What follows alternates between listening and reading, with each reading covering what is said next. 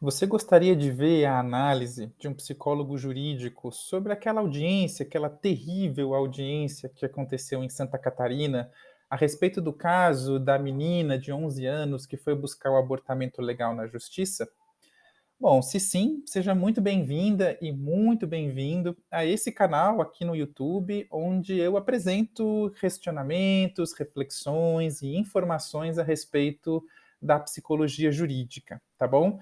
No vídeo de hoje, eu vou utilizar a reportagem do Intercept. Acho que eu não preciso contar um pouco o que, que aconteceu, todo mundo ficou sabendo. Então, eu vou utilizar o vídeo da audiência que a menina foi submetida, em que a juíza e a promotora fazem ali uma série de perguntas, para mostrar para vocês a inadequação dessas perguntas, o porquê que essas perguntas foram tão inadequadas e mostrar para vocês como que isso poderia acontecer se tivesse sido conduzido de um outro modo. Como eu falei, a fonte aqui do vídeo é no Intercept. Vou tentar mostrando para vocês e pausando e reagindo, analisando cada uma das falas. Mas antes de começar, queria falar para vocês que de alguns anos para cá, nós do sistema de justiça temos avançado muito no que se refere a entrevistas com crianças e adolescentes, especialmente crianças e adolescentes que foram ou vítimas de violência ou testemunhas de violência. A gente tem estudado, tem pesquisado bastante, formado muitos profissionais para que saibam como conduzir uma entrevista de maneira acolhedora, humanizadora e principalmente para evitar o que a gente chama de retrauma. Ou seja, a maior parte dessas crianças e adolescentes chegam muito traumatizadas ao sistema de justiça, e se a gente não tiver uma técnica, um cuidado, um conhecimento específico para fazer essas entrevistas, a gente corre o risco de retraumatizar esta criança, ou seja, de que aquela situação do sistema de justiça, ao invés de gerar proteção, vai gerar um novo trauma, vai gerar uma nova violência para essa criança, o que me parece que foi o que aconteceu no caso em questão. Então vamos lá, vamos assistir o vídeo juntos. Queres escolher algum nome para o bebê? Não. O vídeo não está no começo, então deixa eu voltar. Agora vamos. Então, tu queres fazer algum pedido para mim? Qualquer coisa que tu queiras pedir? Nada? Presente de aniversário? Gente, vamos começar com essa pergunta sobre presente de aniversário. O que é isso de oferecer presente para essa menina? Eu posso até entender que numa tentativa desastrada, essa juíza estava ali com o objetivo de se vincular com a criança. Tecnicamente falando, toda entrevista de criança adolescente vítima de violência começa justamente, não começa abordando diretamente o assunto da violência. A gente começa inicialmente trazendo outras questões, fazendo outras perguntas sobre o clima, sobre a roupa, sobre, enfim, coisas que estão acontecendo, sobre a escola da criança, se ela estiver indo, enfim, coisas que vão, assim, quebrando o gelo. Trocando em miúdos, né, trazendo para uma linguagem popular, é isso, né? A gente não começa falando da violência de uma maneira assim, sem anunciar. Então, ainda que a juíza estivesse querendo fazer essa conexão, criar uma certa empatia com a menina, a gente nunca faz isso oferecendo presente. Inclusive, olha só que bizarrice, né? O oferecimento de presentes pode ser, na verdade, uma das técnicas que muitos abusadores de crianças se utilizam para manipular das crianças. Então, olha só que bizarro, né? A criança chega num ambiente que deveria ter pessoas que queiram protegê-la, e se encontra com, logo na abertura, com uma pergunta que pode ser que desperte nela o gatilho de algo que o abusador fez, né? Então a gente nunca oferece presentes, oferecer presente é quase como se eu estivesse assim falando, olha, eu sei que eu vou fazer perguntas horríveis e eu já estou aqui querendo te dar algum tipo de recompensa. Então não é adequado. Não? Queres escolher algum nome para o bebê? Não? Tá bom. Então aqui, gente, vão vir uma série de perguntas em que a gente percebe que existe uma intenção por detrás. Então, quer escolher o nome para o bebê? Ó, logo na sequência, vai aparecer aqui. Eu vou pular essa parte em que o Intercept faz toda a contextualização do caso, importante para quem não conhece, mas acho que a maior parte de nós já conhece, então vou passar só para as frases específicas, tá bom? Então, olha só, ela pergunta assim, né? Me conta o que você tá... Você Sente sente dor? dor? Não. Nem não sei, não sente dor? Não. E tu sente o bebê mexer? Pronto. Então, a pergunta sobre o nome, a pergunta sobre querer sentir o bebê mexer, são todas perguntas que vão induzir, de uma maneira equivocada, uma tentativa dessa menina se conectar com essa criança. Uma criança que ela não deseja. Ela e a mãe já tinham expressamente dito que não desejavam essa gravidez, por motivos óbvios e legítimos, afinal, essa gravidez veio de uma situação de violência. Então, quando a juíza abre perguntando sobre o bebê, se quer escolher o nome para o bebê, se a bebê mexe, todas essas são assim tentativas muito traiçoeiras, diria até, com perdão da palavra, né? Porque está tentando induzir, na verdade, a criança a uma conexão que ela não tem. A pergunta sobre o nome abre um campo de futuro que a criança não deseja. Assim, você já escolheu o nome? Puxa, mas eu não quero essa criança, por que eu vou escolher o nome dessa criança? Você sente ela mexer, chama a atenção para toda uma série de questões relacionadas ao corpo desta menina, que não tem nada a ver com o corpo de uma mulher mais velha, né? De uma mulher que deseja essa criança, que tem o corpo preparado para receber uma gestação e que normalmente a gente faz esse tipo de pergunta. Mexe muito? Posso sentir a barriga? Quer dizer, o corpo dessa menina é um corpo de uma criança, completamente despreparado para uma gestação. Inclusive, nesse próprio vídeo do Intercept, aparece mais para frente as médicas falando do risco que essa criança corre se levasse a gestação até o final. Na verdade, quanto mais tempo passa, mais risco essa criança tem de ter algum tipo de problema e comprometimento da sua saúde. Então, ela convoca um corpo que não é um corpo pronto para gerar uma criança com esse tipo de pergunta. Então, também é completamente equivocada. Sente? Deixa eu ajudar. E como que foi a gravidez para você, querida? Bem? Mas tu sabia como que engravidava? Tinha noção? Não? A mãe não tinha te explicado? Outras duas perguntas completamente equivocadas. Você sabia como que engravidava? Não, a tua mãe não te explicou? Quer dizer, essas são perguntas que parecem sugerir que a mãe foi negligente neste caso. Uma mãe que, assim que soube, levou a situação para a justiça. Então, esse tipo de pergunta, mas você não sabia como engravidava? É quase como se ela estivesse dizendo assim: olha, se você soubesse como que engravidasse, talvez você não estivesse nesta situação.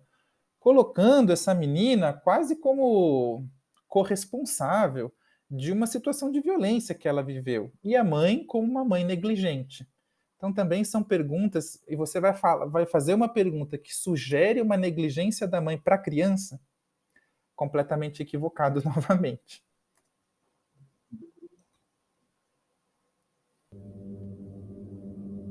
Escrito que vocês queriam a interrupção da gravidez. Você sabe o que é a interrupção da gravidez? Não. Gente, é óbvio que ela não sabe o que é interrupção da gravidez. Ela é uma menina, ela tem 10, 11 anos de idade. É por isso que, nesses casos, quem toma a decisão é a pessoa responsável legalmente por ela, no caso a mãe, que sabe o que é a interrupção da gravidez. Para você, qual a expectativa que você tem em relação ao bebê que está contigo? Você quer esperar ele nascer? Você quer vê-lo nascer? Essas também são perguntas que não são perguntas abertas, né? Quando a gente faz uma entrevista, especialmente em situações de violência, a gente nunca faz perguntas fechadas. Isso que ela fez é uma pergunta fechada. Você gostaria de ver este bebê nascer? Quer dizer, você está induzindo uma resposta, né? Quando a criança, sob uma situação de estresse, sob uma situação de angústia, ela, qualquer um de nós, na verdade, né, adultos também, mas numa criança isso é ainda mais potencializado. A gente tende a concordar com o nosso interlocutor, quando a gente percebe que ali é uma situação difícil para nós. Então, se alguém faz uma pergunta que te mostra qual é a resposta esperada, a criança muitas vezes tende a concordar. E é por isso que muitas coletas de testemunho, muitas entrevistas são invalidadas judicialmente, porque é possível perceber uma certa inferência na resposta que era esperada. Ainda assim, a menina diz com todas as letras que não, ainda que tenha, né, essa inferência que a juíza fez de que, puxa, ela queria ver nascer e tal, ainda assim ela diz que não. Não quer? Não quer vê-lo nascer. Como que vocês chamam isso entre você e a tua mãe? Esse não querer ver o bebê nascer. Primeiro, gente, também a linguagem, né? A gente nunca usa termos complexos, ou, por exemplo, esse tipo de construção de frase. Esse não querer ver, esse não querer é um jeito bem elaborado e sofisticado de verbalizar alguma coisa. Com crianças, a gente evita isso a todo custo. Então, não por acaso ela fica em silêncio. Muito provavelmente ela não entendeu a pergunta. Ficar com o bebê na tua barriga, para a gente acabar de formar ele, dar uns medicamentos para o pulmãozinho dele ficar maduro, para a gente poder fazer essa retirada antecipada do bebê para outra pessoa cuidar, se você não quiser. Aqui, gente, é outra perversidade, né? Elas já chegam com a solução pronta do caso. Essa solução não veio da mãe, não veio da criança, não veio das técnicas que elaboraram, que acompanharam o caso. Elas já estavam com essa ideia pronta e, na verdade, era essa ideia que elas queriam vender e obrigar, ou na verdade, induzir que essa menina aceitasse. Elas queriam, então, que essa menina ficasse mais um tempo com a criança na barriga, tempo suficiente para essa criança se formar um pouquinho melhor e depois entregar essa criança para adoção. Então, essa é uma solução, né, que vem de fora da entrevista. Não é algo que nasce no campo da entrevista, tá bom? É isso que elas queriam obrigar a criança a aceitar. E é claro que ela fala, eu não sei, né? Ela não está entendendo nada do que está acontecendo. Você vai no médico, né? A gente vai fazer essa pergunta para o médico. Mas você, se tivesse tudo bem, se a tua saúde suportasse, tu suportaria ficar mais um pouquinho? Aí vem a famigerada pergunta: tu suportaria ficar mais um pouquinho? Quer dizer, essa foi a frase, né, de toda a audiência que ficou mais famosa, porque mostra que a juíza sabia do sofrimento da menina. Sabia, mas não validou este sofrimento. Quer dizer, eu sei que você está sofrendo, tanto é que eu uso essa palavra suportaria, né? Você aguenta, você suporta. Eu sei que isso está te fazendo mal, mas e daí? O feto é mais importante. Né? Então, existe aqui um privilégio do feto em relação à criança que está ali na frente da juíza. Então, eu digo para a pessoa que eu reconheço, né, que eu sei que você está sofrendo, mas eu não reconheço essa dor, eu não valido essa dor. Então, essa também foi uma frase assim muito problemática. E outro ponto que me chama muito a atenção é que é a segunda vez que a juíza se utiliza de técnicas de convencimento que são típicas do abusador. Você não esperaria encontrar na boca do abusador esse tipo de fala? Você aguenta mais um pouquinho? Ah, só mais um pouquinho. Ah, esse tipo de jeito de falar é muito comum entre os abusadores, né, de crianças. Eles se utilizam desse jeito, dessas técnicas de convencimento e manipulação, que infelizmente a criança reencontrou no judiciário, o que é, obviamente, um fator de retrauma muito grande para essa criança. E o bebê aceitaria? Mais 2 semanas, 3 semanas? Aqui é o que eu falei para vocês, né? A criança, sob uma situação de angústia, percebe que o seu interlocutor, ainda mais um interlocutor investido numa autoridade, né? É uma figura de autoridade, está dizendo para você que ela quer que você responda sim. Aí a criança vai lá e responde o quê? Sim, normalmente, né? Da outra vez, até a criança teve forças para expressar a sua real vontade. Aqui, a gente não sabe, na verdade, se a criança de fato entendeu e concordou em ficar mais algumas semanas, ou se ela simplesmente disse sim, porque ela estava sendo induzida a dizer sim. No plano do direito, quando a gente tem essa dúvida se a pessoa foi induzida ou se essa é a real vontade dela, isso tende a inviabilizar essa resposta. Então, esse é um problema também, tá bom? Ah, e outro ponto importante, aqui ela minimiza e fala 2 ou 3 semanas, mas lá no final da audiência, ela fala que, bom, e se o médico dissesse que você pode levar essa gestação até o final, você levaria? Então aqui ela começa assim devagarzinho, mas o objetivo lá no final da audiência seria até o convencimento de levar essa gestação até o final, desconsiderando os riscos que isso poderia trazer para aquela criança. Aceitaria? Uhum. E depois que esse neném fosse retirado, daí, como a gente tem como preparar para o nenenzinho ter como sobreviver.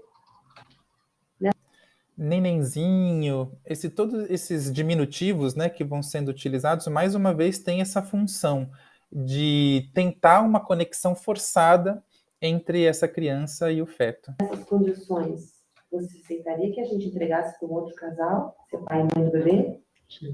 Aceitaria? Uhum. Você não tem interesse em ficar com o bebê? Isso já está com base. Bom, aí vem então uma parte em que a promotora fala. E, assim, eu queria dizer para vocês que eu acho que as falas da juíza ficaram muito famosas, mas a intervenção mais catastrófica, a pior das intervenções, foram as intervenções da promotora. Vamos ver. 6 meses, tem bebês que nascem até antes e ainda sobrevivem. O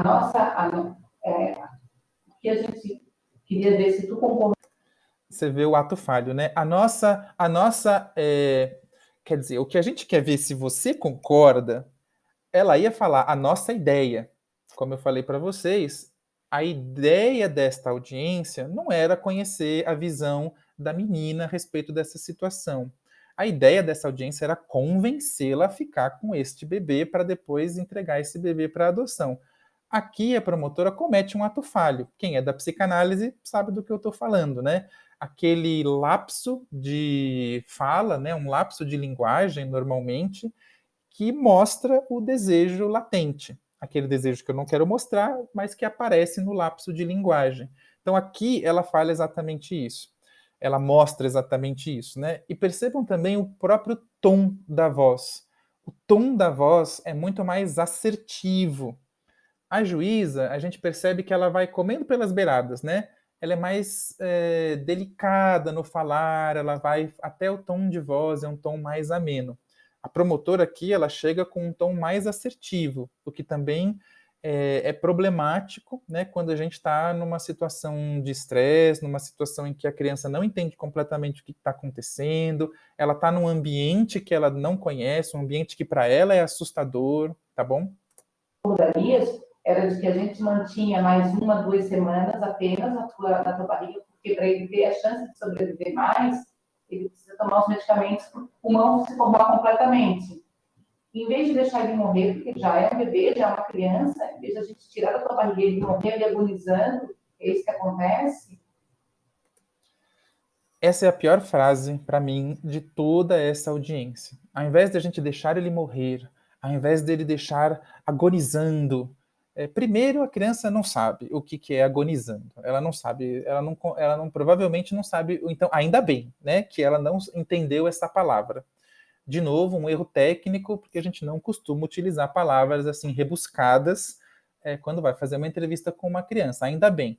Mas todo o contexto da fala da promotora, ele é muito nítido e provavelmente a criança percebeu isso, de que ela estava ali fazendo uma espécie de pedagogia do terror.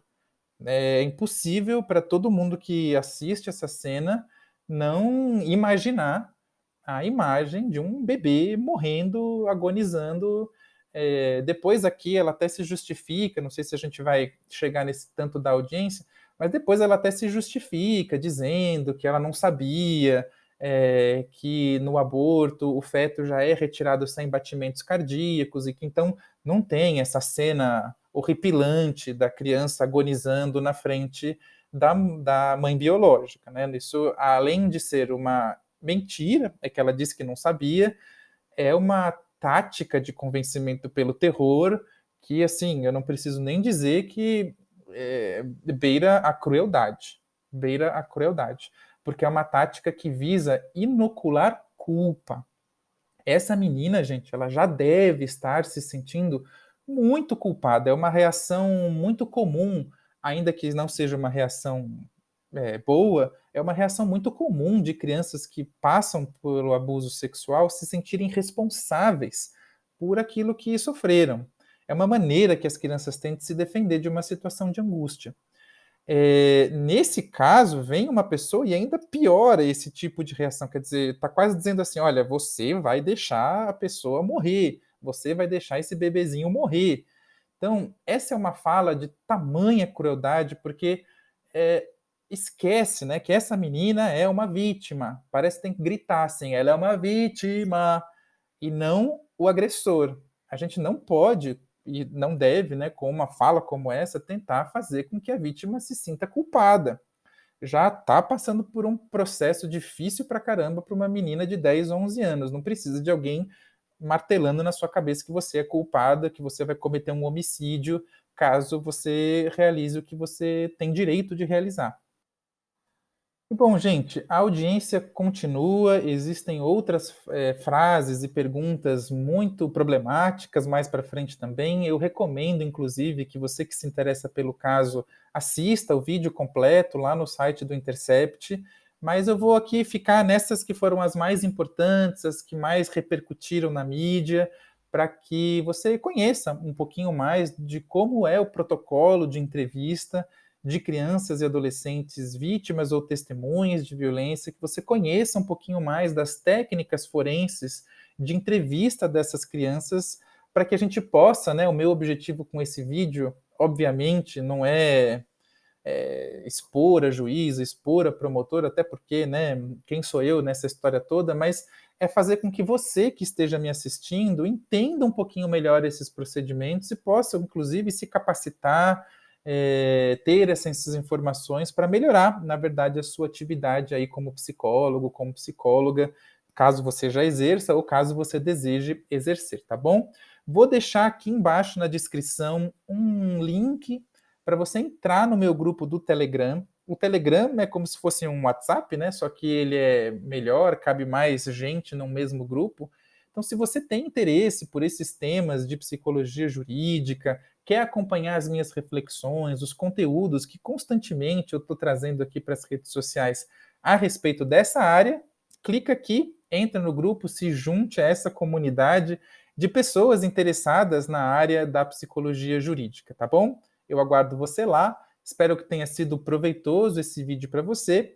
Se foi, me segue aqui para você não perder os próximos vídeos, curta esse vídeo para que essas informações possam circular pela internet e a gente tenha uma visão mais técnica, mais cientificamente embasada dessa história toda, tá bom? E compartilhe ele também, isso me ajuda a crescer o canal e fazer com que essas informações tão importantes circulem para mais gente, tá legal? Um abraço e até o próximo vídeo. Tchau, tchau.